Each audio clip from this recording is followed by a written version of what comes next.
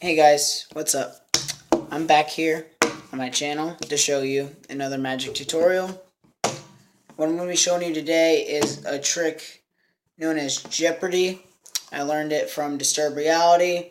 I enjoyed it, and then I stopped doing it for a while, and I recently discovered it again from a channel known as Card Shuffler 99. Go check out both those channels, Disturbed Reality and Card Shuffler 99.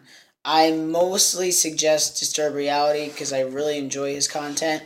Not that I'm dissing Card Shuffler 99, they're another good channel, but I really like Jerk 120 over at Disturbed Reality. Not to be biased or anything, but I kind of am. Not throwing any shade towards Card Shuffler, though. So, the trick I'm going to be doing is I'm going to be showing you that all the cards are mixed up. Totally random order. I have to go through and remove the jokers because I left them in there. Here. Let me go remove this other one. And, where the joker was about in the middle of the deck, right? So, these are about even piles. So what I'm going to do is, let's say, if I had a spectator here, let's say this pile would be my pile, this pile would be the spectator's pile, right? So what I'd do is I'd take half of the cards from my pile, flip them face up, and put them in front of the other pile. And I'd do the same thing with the other pile, placing them in front of my pile. So now what you go ahead and do is actually mix them face up and a face down. You can do this to both piles.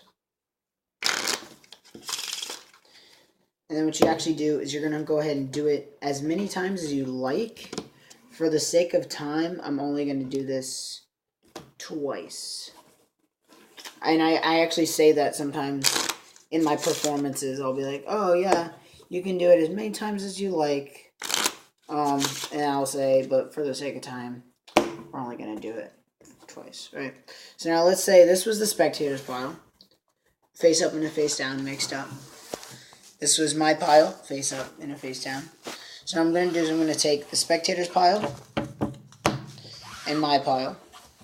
I'm going to mix them together, putting face up and face down together with another group of face up and face down cards.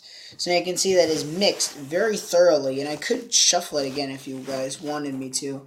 Then again, you are behind the camera, so I wouldn't be able to hear what you guys would say anyway. But let's just be on the safe side. Let's give it one last riffle shuffle. All seems fair.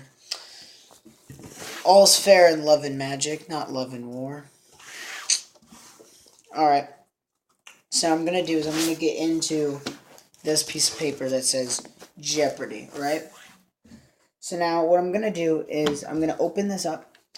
And Jeopardy is a whole game about questions and answers, right? So let's say if this paper gave me an answer saying there are 25 face down cards, what would the question be? How many face down cards are in the deck? So it says there's 25. So what you would do is you would count 1, 2, 3, 4, 5, 6, 7, 8, 9, 10,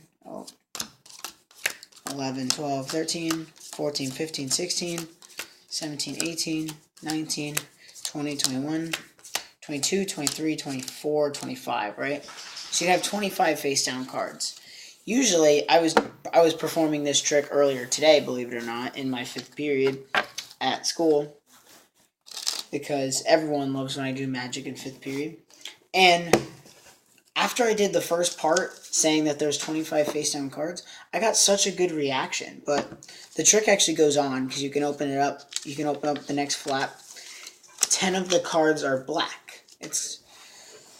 So then you're going to go through and you're going to count 1, 2, 3, 4, 5, 6, 7, 8, 9, 10, and all the rest are red. Right? So then you can put the red cards off to the side. The main focus on the black cards now, right? So now you just went 2 in a row getting your predictions, right? So you open up the next flap. All of the remaining cards are clubs. All of the black cards are clubs, right? So now what you're going to do is you're going to take all the black cards, you're going to spread them out, right? You're going to say, boom, look, they're all clubs. And now, if I'm noticing something here that I don't want to notice, right? I'm telling you that they're all clubs, but if you focus right here, there's an ace of spades right there, right? So let's take that ace, right? So now we have the ace of spades right there. Everyone's going to think I messed up the trick, but actually if we go back to this piece of paper that says Jeopardy on it, you're going to open up that last flap.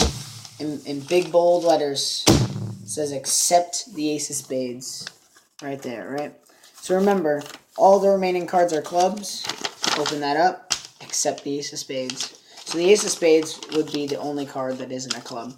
So let's put this back in here, and we'll get into the tutorial.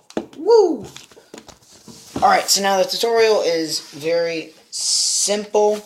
It's almost self-working. I say almost because, in my opinion, a trick is never self-working.